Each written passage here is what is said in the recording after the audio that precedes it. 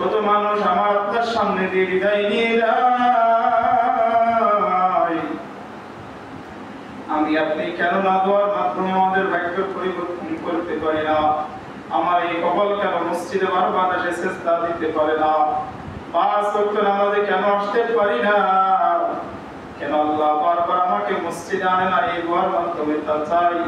আল্লাহ তোমার দিন আপনাকে আমাকে কবুল করেছেন, মসজিদে প্রভাগে চলে আসতে পেরেছি, এই জন্য জবান ছেড়ে জবান খুলে দিয়ে বলছি আলহামদুলিল্লাহ, আলহামদুলিল্লাহ, জোরে বলেন আলহামদুলিল্লাহ, আলহামদুলিল্লাহ।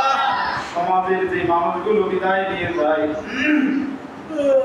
তারা আমাদেরকে শিক্ষা দিয়ে দেয়। আজকে দুনিয়ার বাড়িতে আসছিলাম, রংদৌলত গাড়ি বাড়ি যত কামাই দুহাতে করেছি আজকে সব রেখে গেলাম, কিন্তু নেকামল ছাড়া গুনাহ খাতা ছাড়া কিছু নিতে পারবো না।